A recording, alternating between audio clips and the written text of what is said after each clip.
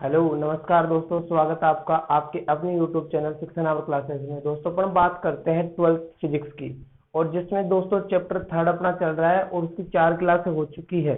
और लास्ट की जो क्लास थी उसमें दोस्तों अपन ने पढ़ा था कि कैसे अपन अनोमी युक्तियों को पहचानते हैं, कैसे ओमनी युक्तियों को पहचानते हैं, प्रतिरोध कैसे निर्भर होता है ताप पर, प्रतिरोधकता कैसे निर्भर होती है। और फिर उसके बाद अपन ने वर्णक्रम सारणी पढ़ी कार्बन प्रतिरोध के लिए, और उसके 2 एग्जाम्पल भी किए कार्बन प्रतिरोध। आज अपन इस क्लास में दोस्तों प्रतिरोधों का संयोजन करना चाहेंगे, कॉम्बिनेशन ऑफ रेजिस्टेंस, प्रतिरोधों का संयोजन दोस्तों। तो बहुत ही प्यारा टॉपिक और बहुत ही इंपॉर्टेंट पोर्शन है एग्जाम की दृष्टि से। तो चलो शुरू करते हैं, अपन यहाँ पे लिख देते हैं क्लास 12th फिजिक्स चैप्टर 3 दोस्तों। इसका आज ये पार्ट है अपना 5, 5वां अपना भाग है। आज अपनी 5वीं क्लास होगी ये, ठीक है। बहुत ही प्यारे तरीके से आपको समझ में भी आएगा, उम्मीद करता हूं मैं। चलो इसमें पढ़ने वाले हैं प्रतिरोधों का संयोजन।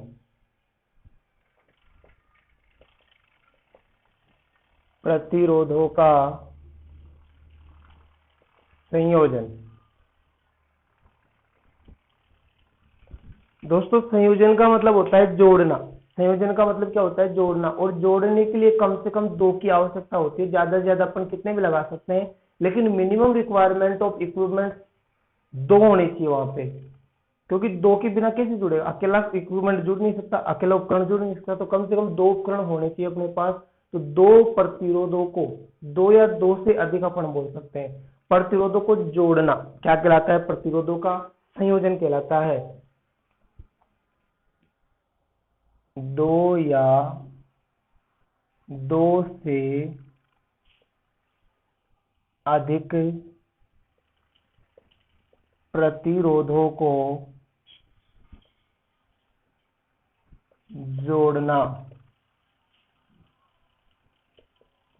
प्रतिरोधों का संयोजन कहलाता है।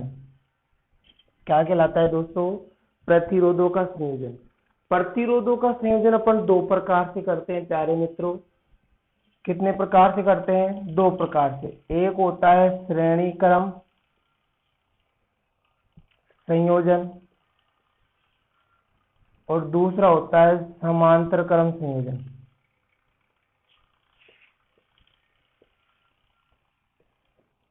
दोस्तों एक और इसका संयोजन होता है जिसको अपन बोलते हैं मिश्रित संयोजन। इसमें दोस्तों दोनों आ जाते हैं, श्रेणी और समांतर दोनों एक साथ। श्रेणी क्रम और समांतर क्रम दोनों इसमें आ जाते हैं। इसको दोस्तों अपन बोलते हैं सीरीज कॉम्बिनेशन।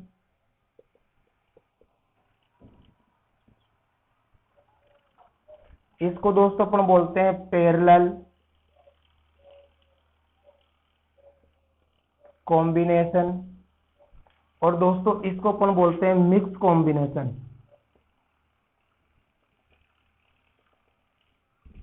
आपको समझ में आ गया होगा किस प्रकार से अपन संयोजन करने वाले हैं। 3 प्रकार से संयोजन होता है दोस्तों। एक होता है श्रेणी क्रम, एक होता है समांतर क्रम, एक होता है मिश्र, और इसका दूसरा नाम दोस्तों होता है पार्श्व क्रम संयोजन। समांतर क्रम का दूसरा नाम है। तो चलो अपन एक एक की बात करते हैं, कॉम्बिनेशन कैसे अपन करते हैं। तो श्रेणी क्रम की अपन बात करेंगे। इसको हटा देता हूं, आप आराम से उतार लो। श्रेणी क्रम संयोजन, सबसे पहले अपन श्रेणी क्रम संयोजन को देखना चाहेंगे।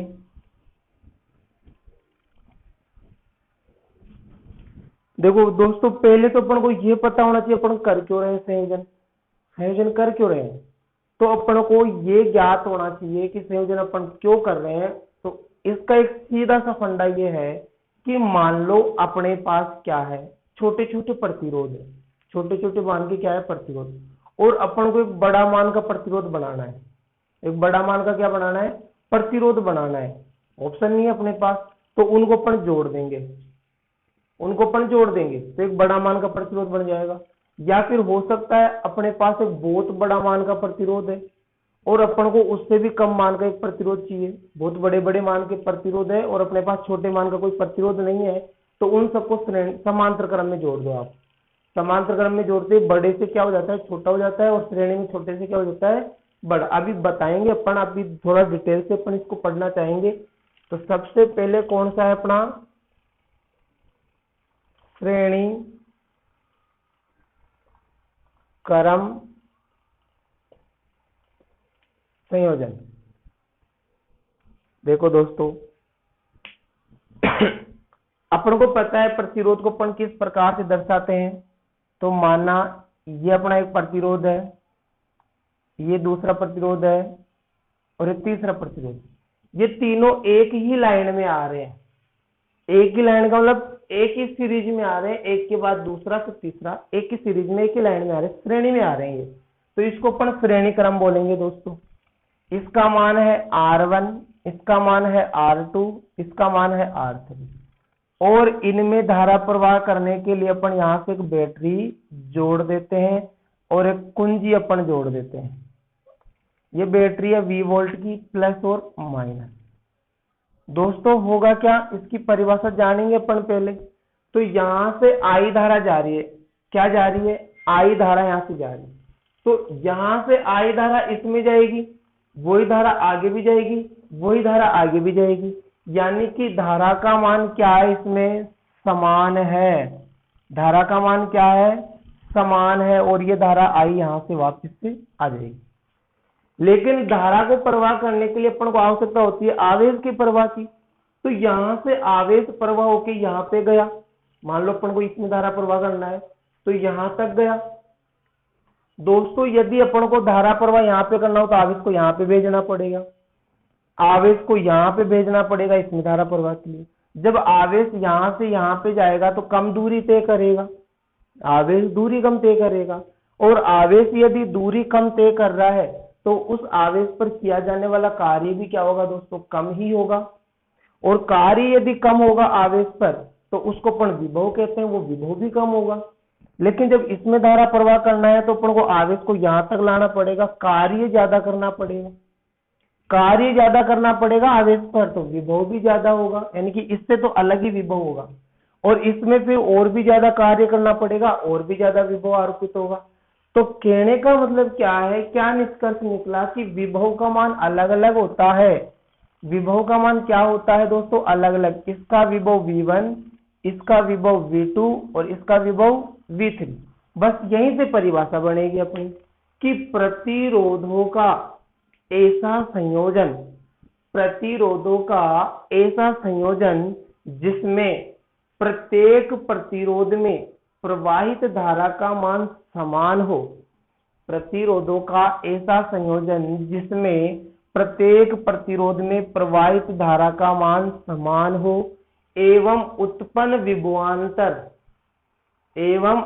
विभवांतर प्रत्येक प्रतिरोध के सिरों पर उत्पन्न विभवांतर अलग अलग हो, प्रतिरोधों का श्रेणी क्रम संयोजन कहलाता है, सीरीज कॉम्बिनेशन कहलाता है दोस्तों। जब धारा का मान क्या हो, समान, और विभव का मान क्या हो, अलग अलग हो, दोस्तों श्रेणी क्रम संयोजन कहलाता है। अब यहां से ये जो V1, V2, V3 है, इस V में से तो निकल के गए, बैटरी में से तो ये विभव आरोपित हुआ है।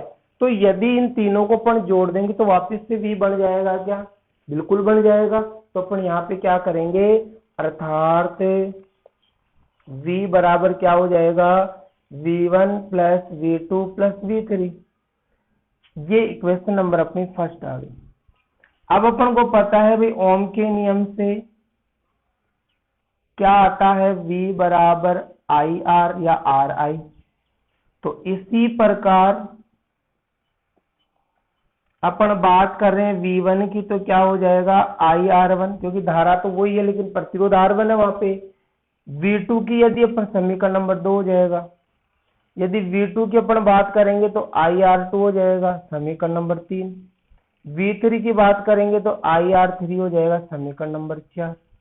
2 3 4, ये 2 मान लो, इसको 3 मान लेते हैं, ये 4 हो जाएगा, ये 5 हो जाएगा। इन सब का मान उठाकर एक में अपन रख सकते हैं, तो यहाँ पे अपन लिख देते हैं समीकरण 1 में 2 3 4 व 5 का मान। दोस्तों क्या हो जाएगा, आई आर बराबर I R one plus I R two plus I R three. ये आई आर अपना ऐसे कैसे, यहाँ से आई कॉमन आ रहा है सब में से, तो R one plus R two plus R three.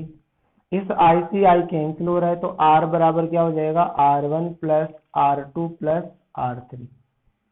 दोस्तों इसको अपन तुल्य प्रतिरोध बोलते हैं, तो इसके अपन आर एस एस का मतलब सीरीज लगा सकते हैं, R one plus R two plus R three. ठीक है, ये तुल्य प्रतिरोध आ गया। यदि ऐसे अपने पास एन प्रतिरोध हो, कितने प्रतिरोध हो, एन प्रतिरोध हो, तो यानी कि अभी तो 3 ही प्रतिरोध है, यदि एन प्रतिरोध हो जाएंगे तो क्या हो जाएगा, आर एस बराबर R one plus R two plus R three plus अपसोन आर एन, जितने भी उतने लगा देंगे अपन। ठीक है, एक इसमें अपन क्या कर सकते हैं, यहां तक आपको समझ में आ गया होगा, बहुत ही उम्दा तरीके से अपन ने ये डेरिवेशन की है।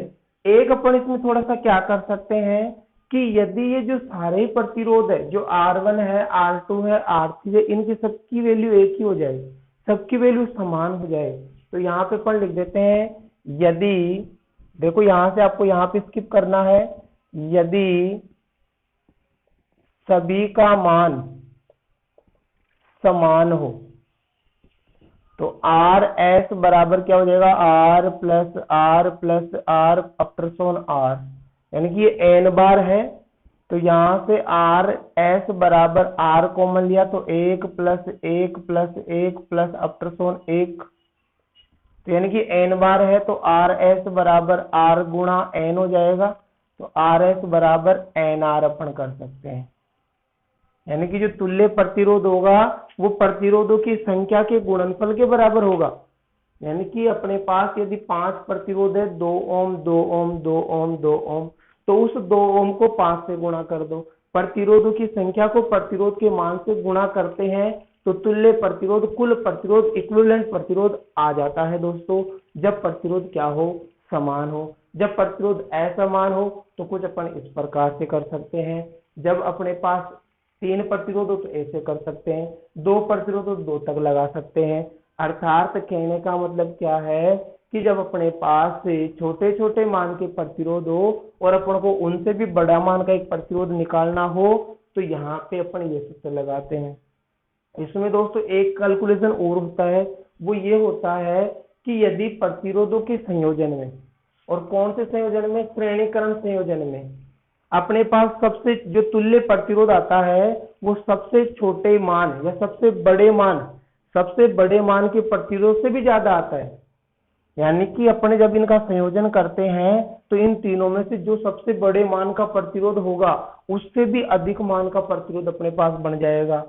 कुछ समझ में आया कि जब प्रतिरोधों का श्रेणीकरण संयोजन किया जाता है तो सबसे अधिक मान के प्रतिरोध से भी अधिक मान का प्रतिरोध प्राप्त होता है। दोस्तों ये अपना कौन सा क्रम हो गया, ये श्रेणी क्रम हो गया है, और आपको बहुत ही प्यारे तरीके से ये जो चीज है ये समझ में आ गई होगी।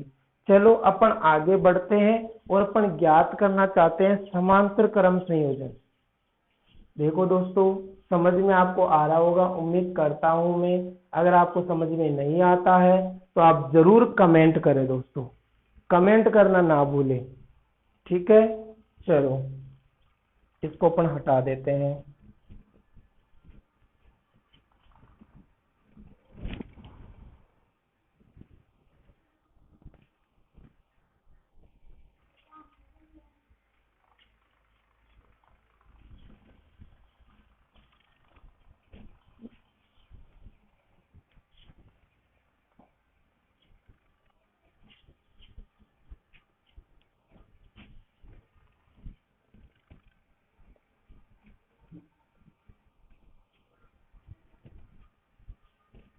देखो दोस्तों, दूसरा अपने पास है समांतर क्रम संयोजन, जिसको अपन पार्श्व क्रम भी कहते हैं। इसमें क्या होगा, समांतर, समान अंतर यानी कि प्रतिरोधों के बीच में समान अंतर होगा। एक प्रतिरोध यहाँ पे तो दूसरा उसके जस्ट नीचे होगा, उसके नीचे, यानी कि सब ऐसे रखे होंगे तो उनके बीच में अंतर एक लाइन में नहीं होंगे, वो समान अंतर होगा सबके बीच में, तो समांतर क्रम संयोजन कहलाता है। देखो इसका अपन डायग्राम बनाना चाहेंगे। यहाँ पे एक प्रतिरोध है, यहाँ पे दूसरा प्रतिरोध है और यहाँ पे कोई तीसरा प्रतिरोध है। ये सब समान अंतर है और इनसे क्या जुड़ी है दोस्तों, एक बैटरी अपनी जुड़ी है, एक क्या जुड़ी है अपनी, बैटरी जुड़ी है। कितने वोल्ट की, 20 वोल्ट की, और ये अपनी कुंजी है। ये R1 प्रतिरोध है, ये R2 प्रतिरोध है और ये R3 प्रतिरोध। यहां से धारा आई गई। अब उस I को यहाँ पे 3 रास्ते दिख रहे हैं दोस्तों, तो इसमें तो आ गई I1, इसमें आ गई I2 और इसमें आ गई I3। दोस्तों थोड़ा सा दिमाग लगाओ, पिछले वाले संयोजन में यदि धारा समान थी तो विभव अलग अलग था, इसमें धारा अलग अलग तो विभव समान हो जाएगा, क्योंकि यहां से प्रतिरोध धारा जाएगी इस प्रतिरोध में, यहां से जाएगी, यहां से इसमें जाएगी, यानी सब में दूरी समान है। दूरी समान है तो कार्य समान है, कार्य समान है तो विभव समान है, तो इन सब में विभव का मान क्या होगा मेरे प्यारे रसगुल्लो, समान होगा, अर्थात V होगा सब में विभव का मान क्या होगा, V होगा। तो परिभाषा क्या हो जाएगी कि प्रतिरोधों का ऐसा संयोजन, प्रतिरोधों का ऐसा संयोजन जिसमें प्रत्येक प्रतिरोध में प्रवाहित धारा का मान अलग अलग हो, प्रवाहित धारा का मान अलग अलग हो एवं उत्पन्न विभवांतर का मान समान हो, प्रतिरोधों का समांतर क्रम संयोजन कहलाता है। इसे पार्श्व क्रम संयोजन भी कहते हैं। प्रतिरोधों का ऐसा संयोजन जिसमें प्रत्येक प्रतिरोध में प्रवाहित धारा का मान अलग अलग हो एवं उत्पन्न विभवांतर समान हो, प्रतिरोधों का समांतर क्रम संयोजन कहलाता है। चलो इसकी अपन डेरिवेशन करना चाहेंगे, इसके लिए अपन फॉर्मूला बनाना चाहेंगे। तो यहां से देखो दोस्तों, जब धारा का मान अलग अलग है, इन तीनों धाराओं को अपन जोड़ेंगे तो वापस से I बन जाएगी क्या, अर्थात I का मान क्या होगा, यहाँ पे I1 plus I2 plus I3। अपन को I1 I2 I3 और I की वैल्यू निकालनी है, तो वी नो दैट ओम के नियम से I बराबर क्या आ सकता है, V अपॉन R आ सकता है क्या दोस्तों, बिल्कुल आ सकता है। तो इसी प्रकार I1 बराबर क्या हो जाएगा, V अपॉन R1, क्योंकि विभव तो समान है, प्रतिरोध R1 है। I2 बराबर क्या हो जाएगा, V अपॉन R2। I3 बराबर क्या हो जाएगा, V अपॉन R3। समीकरण नंबर 3, 4 और ये 5। समीकरण 1 में 2, 3, 4 व 5 का मान रखेंगे अपन दोस्तों, तो क्या आएगा, V बटा R बराबर V बटा R1 प्लस V बटा R2 प्लस V बटा R3। तो V बटा R बराबर V अपन ने कॉमन ले लिया, 1 बटा R1, 1 बटा R2, 1 बटा R3।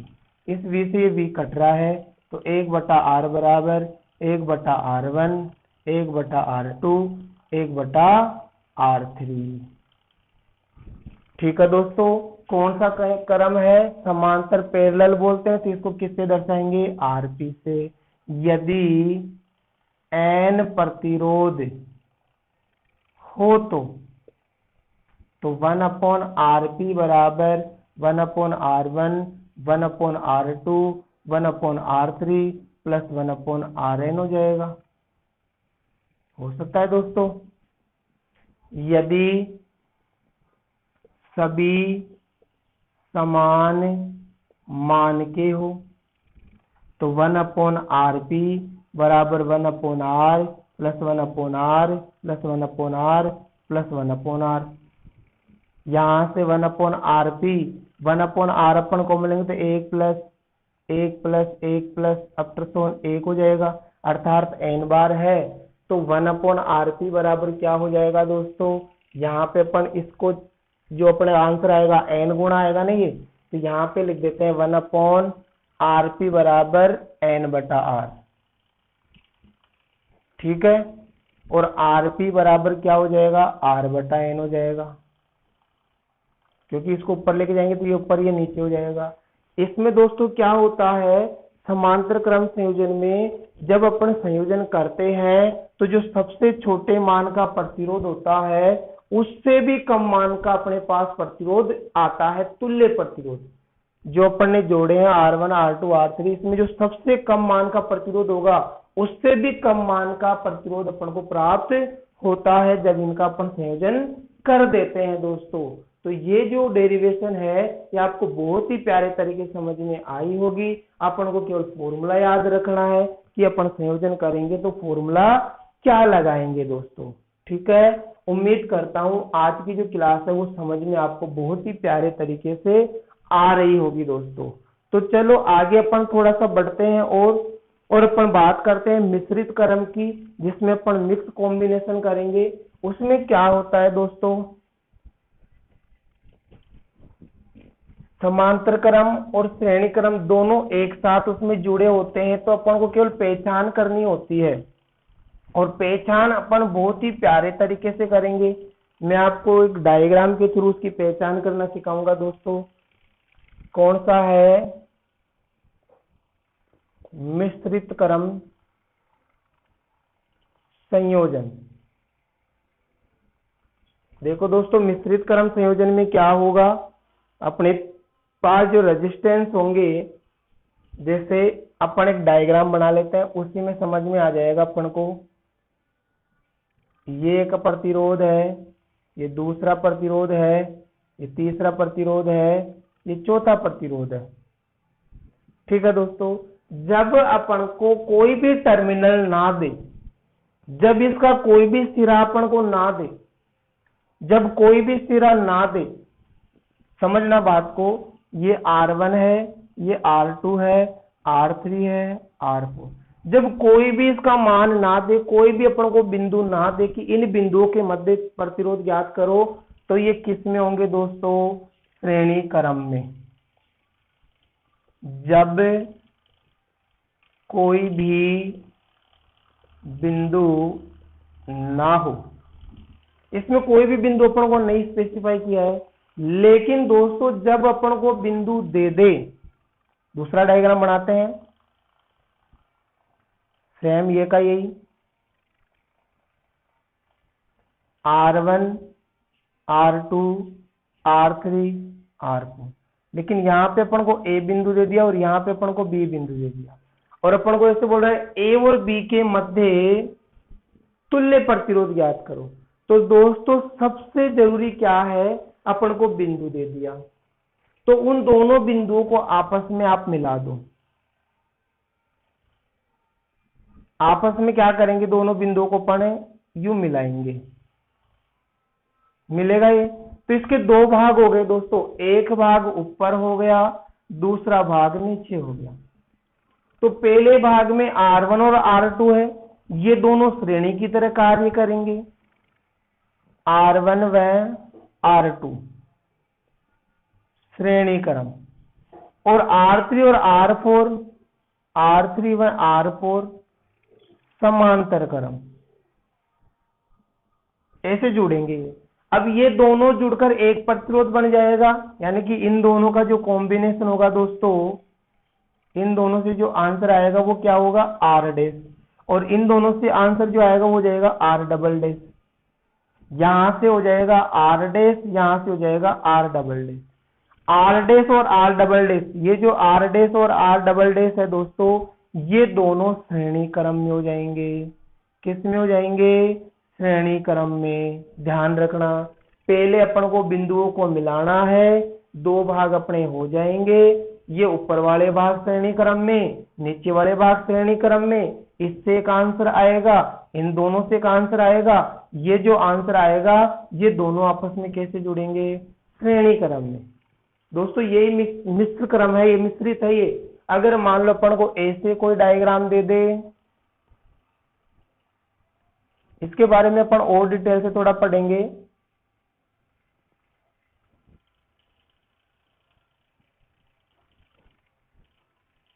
इसमें तो सीधा सीधा दिख रहा है R1 R2 R3 R4। तो दोस्तों जो R1 और R2 है वो समांतर क्रम में है। R1 R2 किस में है, R1 R2 समांतर है। तो पहले उनको जोड़ेंगे अपन, आंसर क्या आएगा, R डैश। फिर जो R डैश है, R3 है, R4 ये कैसे जुड़ेंगे, श्रेणी क्रम में। तो सबसे पहले अपन को किसको सोल्व करना है, समांतर क्रम को पहले सोल्व करना है। उसके बाद जो आंसर आएगा उसको इसके साथ कैसे सोल्व करना है, श्रेणी क्रम में। दोस्तों कैसा क्रम है, मिश्रित क्रम है, मिक्स्ड कॉम्बिनेशन है। कैसा है दोस्तों, मिक्स्ड कॉम्बिनेशन है। समझ में आ गया होगा आपको बहुत ही प्यारे तरीके से। आज की जो अपनी क्लास है ये बहुत ही प्यारी तरीके से ये जो क्वेश्चन है इन पे अपन क्वेश्चन भी करेंगे, बहुत सारे क्वेश्चन करेंगे। अभी तो अपन बहुत सारे सर्किट बनाएंगे दोस्तों, बहुत सारे तरीके से अपन क्वेश्चनों को सोल्व करना चाहेंगे। जैसे अपन को दे दिया कुछ इस प्रकार से, एक प्रतिरोध, दूसरा प्रतिरोध, तीसरा प्रतिरोध और ये चौथा प्रतिरोध, और इसमें कोई भी यदि बिंदु नहीं है तो ये श्रेणी में होगा। और यदि यहाँ पे ए बिंदु और यहाँ पे बी बिंदु है तो इन दोनों को आपस में मिलाना है। एक भाग ऊपर हो गया, दूसरा भाग नीचे हो गया। ये R1 R2 मान लिया, ये R3 R4 मान लिया। ये दोनों कैसे होंगे, श्रेणी क्रम में। R डैश आएगा, ये दोनों कैसे होंगे, श्रेणी क्रम में। R डबल डैश आएगा और ये दोनों वापस से कैसे जुड़ेंगे, श्रेणी क्रम में। ठीक है दोस्तों, बहुत सारे क्वेश्चन अपन करने वाले हैं इस पे। मिलेंगे अगली क्लास में। पढ़ते रहो, बढ़ते रहो, जुड़े रहो। जय हिंद, जय भारत, जय जय राजस्थान।